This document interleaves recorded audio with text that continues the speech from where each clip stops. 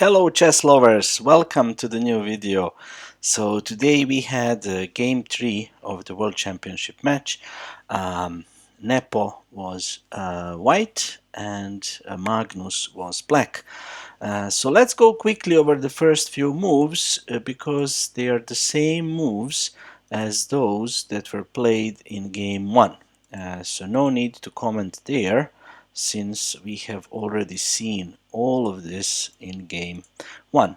And this is a position in which a deviation happened. If you recall, h3 was Nepo's choice in game 1.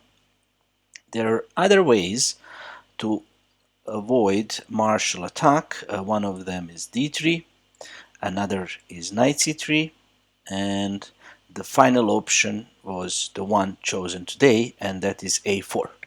And in a Spanish game or Ruy Lopez, when white plays a4, black usually has three ways to deal with it. So one is to go b4, so you just push through. Another is to go rook b8 to avoid this unpleasant contest of the rooks.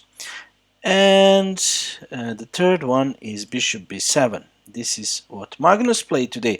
Note that usually you don't want to capture. That's not an option usually, because black is left with an isolated pawn, and it's just a target. Yeah, and also the bishop, the light-square bishop, cannot be chased away easily from good diagonals. He has lots of options. So usually black players don't take. Bishop b7 was Magnus's choice. We had d3, d6, and before I make the next move, I just want to say something about these Ruy Lopez games. They're very complicated. Oftentimes you see a game between two grandmasters and you think, oh, nothing happened here or something. But on each move, you have to consider moves like d4 or d5. So you really have to calculate this stuff and check. Does it work? Is it bad? Is it good? And both sides need to do that for themselves and for the other side. And also, there are many typical maneuvers like knight coming here and then here and here. And for black, there is this kind of business. Then should I play h6 or not? Should I transfer the knight this way or this way? Should I go c5? So many typical moves, but the exact order in each position is not clear. Which one is best, and should I play this or that? So many options, they all look similar, and always players need to be careful about central trusts. So it's very hard to play. Of course, those who study this at home and analyze with engines and databases, they have the advantage, right? But very rich position and very hard to play. So many options, and sometimes, pushing in the center is good, sometimes it's bad. It's not easy to determine. So Nepo played a quiet move, knight d2, and we had rook e8, and then knight f1. So this is a typical maneuver. This is a typical maneuver in Ruy Lopez, and as far as I know, classically, bishop f8 maneuver was considered to be good. But here, in this exact position, I think it doesn't work, because it allows bishop g5, and then you cannot really kick this bishop. There is always this unpleasant pin. I mean, you can go back, but why did you go on f8 then? And if you ever play g5, somehow g5 doesn't fit into Ruy Lopez. I don't know, it looks dangerous. I'm not sure, but maybe for this reason Magnus played h6. This is a more modern approach. You prevent bishop coming there. In those other lines where there is a pawn here and black pawn here, then it's less dangerous when the bishop comes here. Because in those lines, black has the option of h6, g5, and taking on d4 and having a strong bishop on this diagonal. But here, such an option doesn't exist. So you should not allow bishop g5, I think. So h6 was played, and this position was played by Kasparov 20 years ago. And in it, he played bishop d2, and this was Nepo's choice, which is an indication that he was familiar with this position, as was Magnus, that is for sure. So bishop f8, knight e3, a typical move, but looking at two square and deciding which one is preferable, it's not an easy task. Maybe none of them is. Let's see. Knight e7, and here I was watching the broadcast, and Ishgiri pointed out that engine suggests g4 and some variation, knight h7, h4, d5 with some crazy complex play. But Nepo didn't go for that, but he went for an idea which I have never seen before. Maybe some of you that analyzed chess more, how to say, extensively, have seen this, but I have never seen c4. For me, this is a new move in the Spanish game, new type of approach. Of course it's not, but for me it is. I have never seen this before, and I really like it. Look at what happens. After takes, suddenly this knight has some very interesting options, very interesting, and there is some solidity in the white center, and this bishop is somehow good on this square, and I don't know, I like this position for white.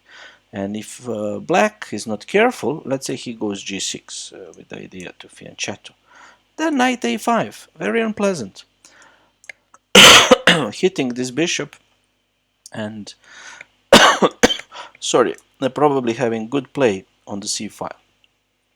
So black needs to prevent that, definitely. So that's why Magnus played knight c6.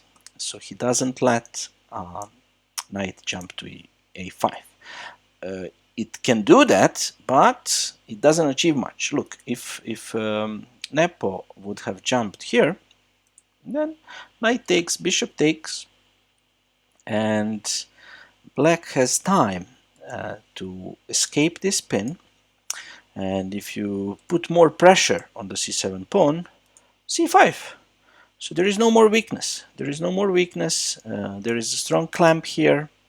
So the only weakness in black's camp is this and this, but they are not on open files. And I don't see that this is any dangerous for black. So let's go back. So knight a5 was not a threat after knight c6, but after rook c1, it was renewed. It was renewed, and let me show you. Let's play a nothing move. Let's go g6.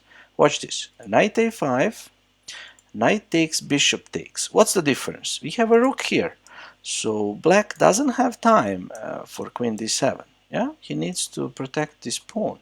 And after rook c8, I think that bishop f7 just wins material. This looks good.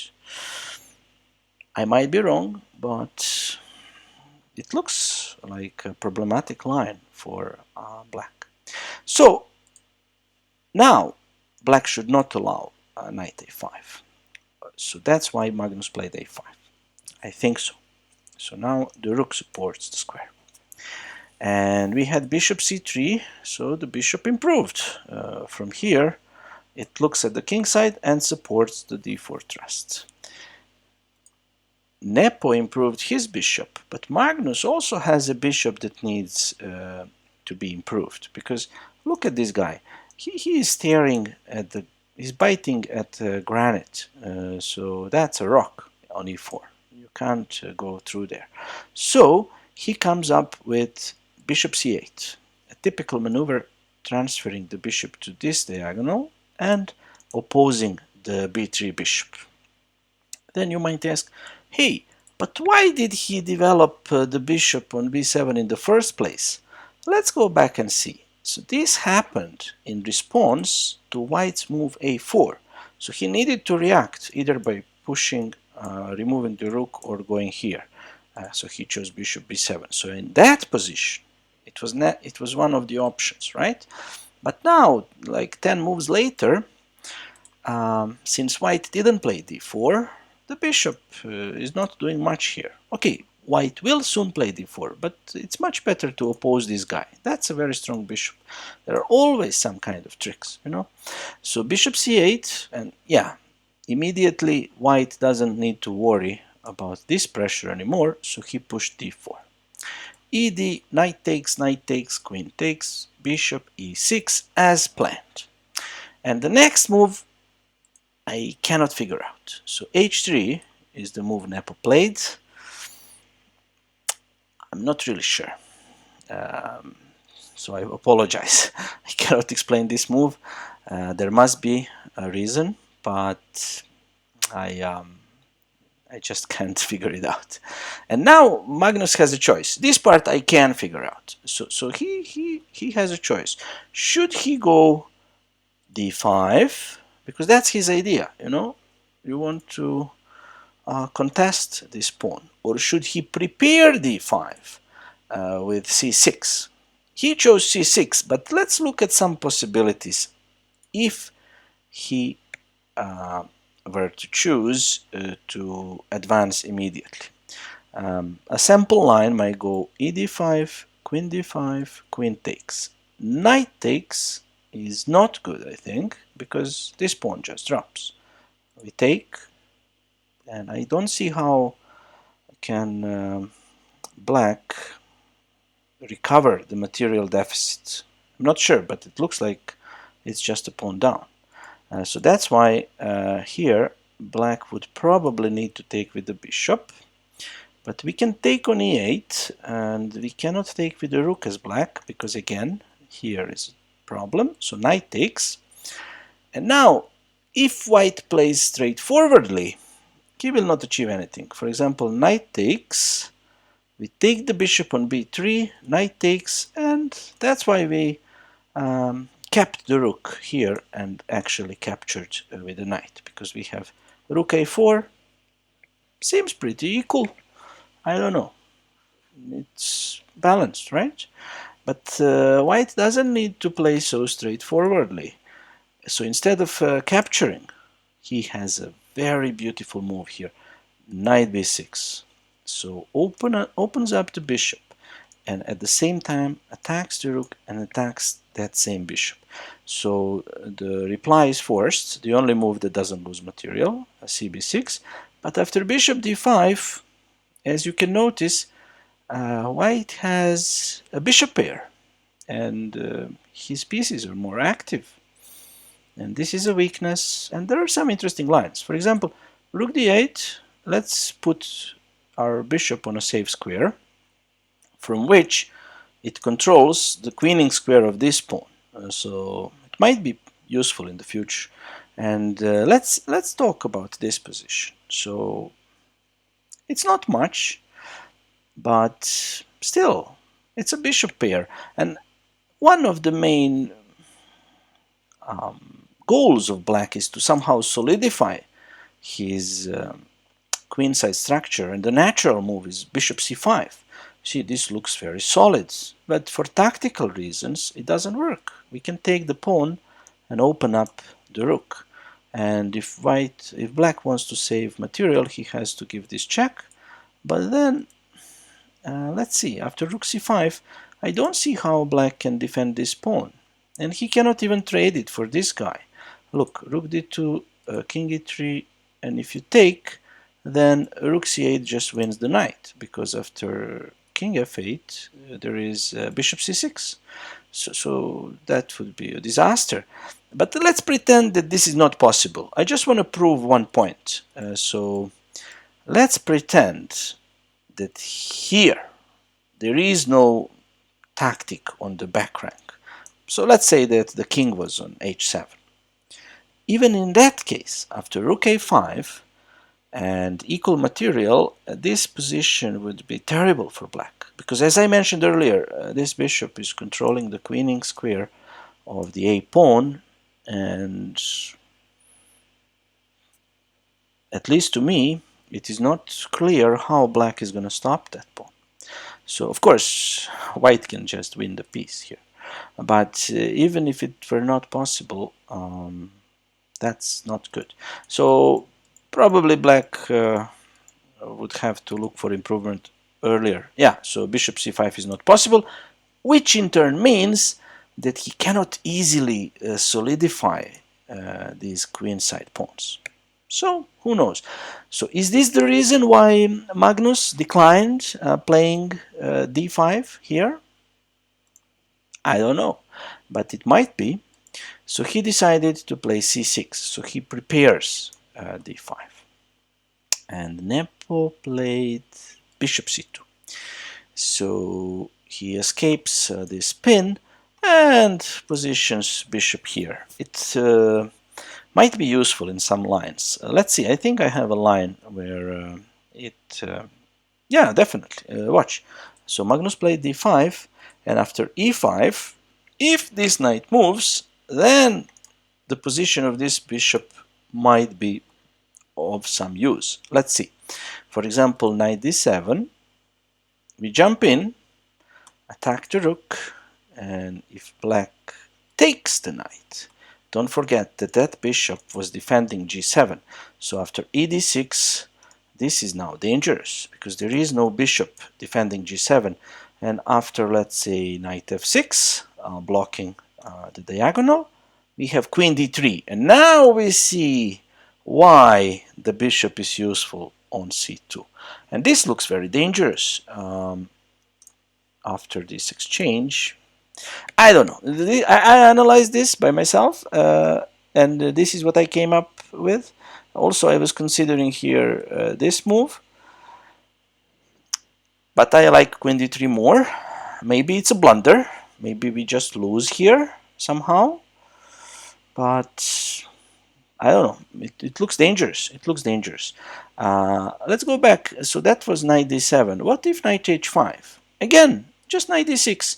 So the idea is to open up this diagonal, and this one was already open. And yeah, we might lose this pawn, but black might lose the king.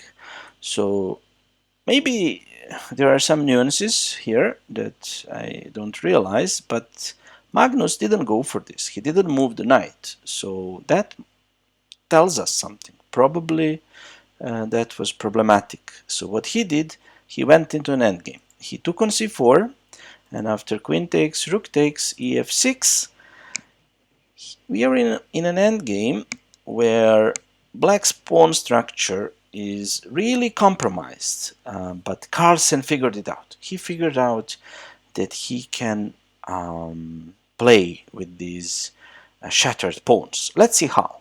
So he went to b4 with his bishop. And why did he do that? Because this bishop is a key piece. It protects the b2 pawn and it controls the d2 square. So if you exchange it, all of a sudden there are motives of entering here or here. And in order to prevent those motives, white would need to exchange rooks, as we will see in the game.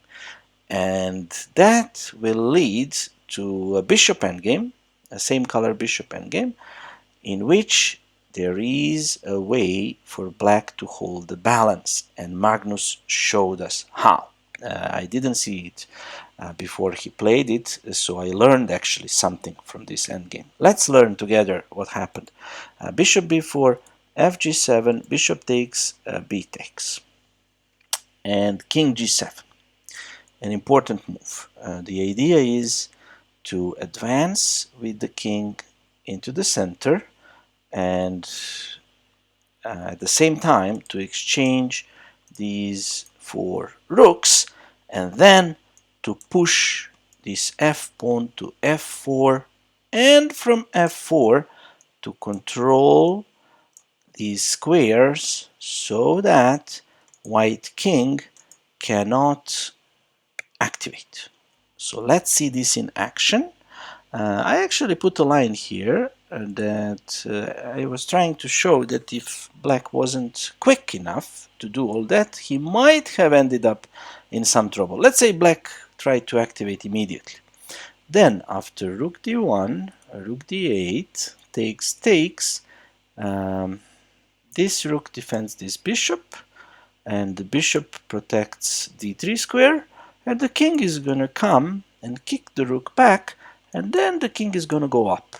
So let's see a sample line. King f1, king g7, king e1, the rook needs to run, rook d5, we can exchange rooks if black doesn't need to oblige, but let's just observe what could have happened. King f6, king e2, king e5, and now king e3. And when black plays f5, we give this check.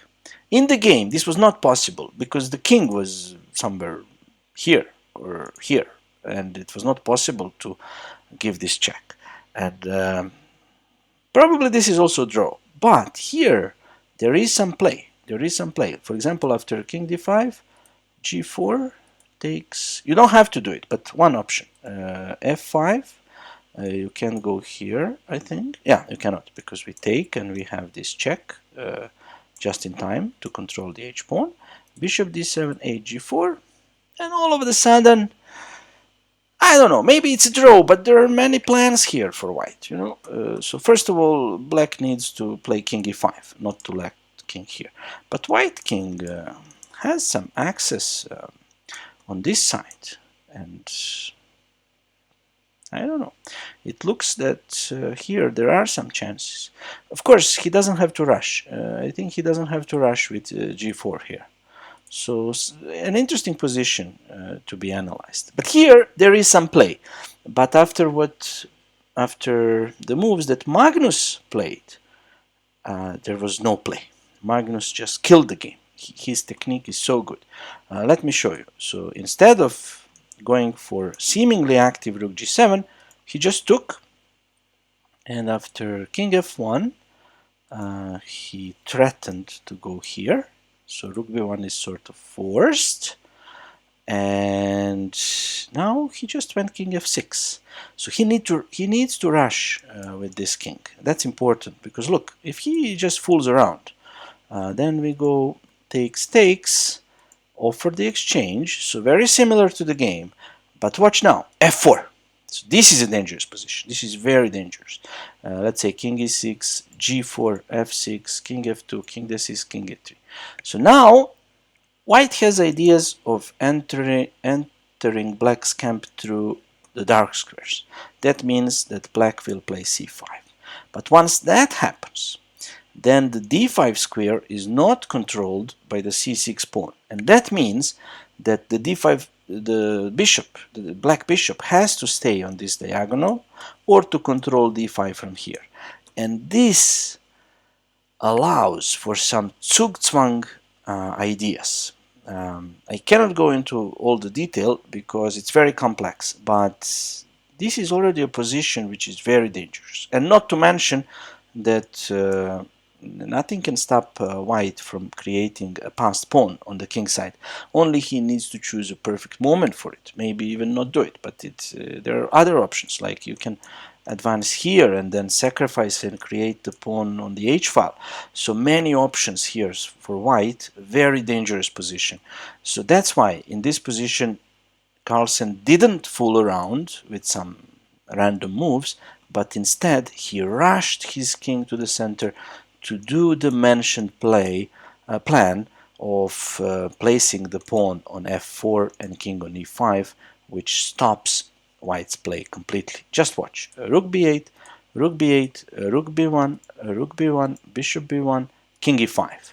All he needs to do, Carlsen that is two more moves and it's draw. King e2, f5, and if you remember a few minutes ago I showed you a line where there was a king on e3 and white had this resource. But here the king is too late. The king is too late, and after, doesn't matter if you go here or as Nepo played, bishop c2, after f4 this king will never activate. It will never cross the demarcation line. It's just blocked. I mean, it can go to f3, but always. Sorry, actually, it's not. Yeah, it's possible because the g2 pawn is hanging. It cannot. It cannot activate. It cannot activate. So this is a wonderful plan by Carlsen. So you need to see this all the way back when your king was on g8 and to realize I need to exchange rooks.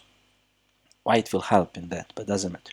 And I need to go with my king to the center and push the pawn here, and all for one reason, to stop this king.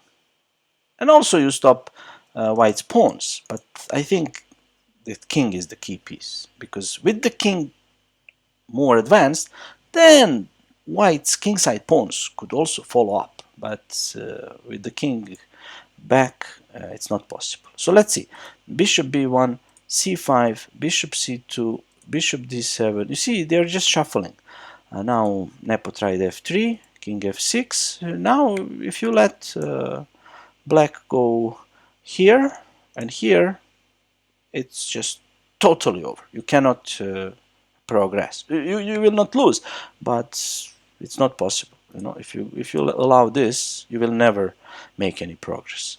And that's why Nepo played h4, but that doesn't help much either, because after king e5, king f2, king f6, he just repeated. But let's say he tries.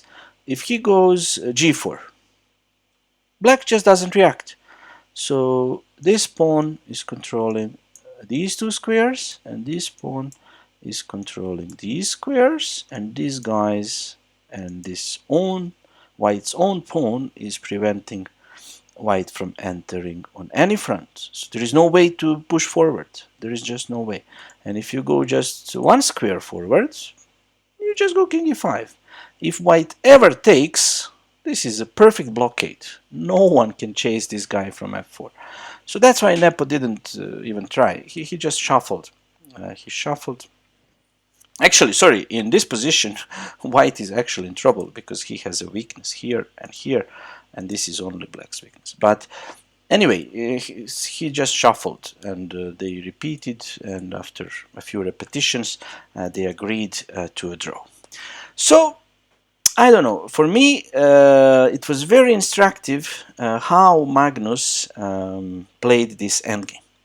Because once they entered the endgame, I thought that it is dangerous for black to play with all these shattered pawns. You know, he had one pair of double pawns and 4 isolated pawns, or 5. So everything was isolated or shattered, or I don't know, dismantled. It was a terrible pawn structure. But he realized that if he advances his king to the center and pushes the f-pawn, he will completely limit white's king, and that will have a repercussion of preventing white's kingside pawn from moving, which needs to move in order for white to create Zugzwang possibilities. So very, very, very, very, very sophisticated technique. I was just impressed. I know that he is the best endgame player in the world, but he played this very quickly and he saw it from afar, I think. So well done, Magnus, for playing beautiful endgame. Thank you for watching and see you again. Bye!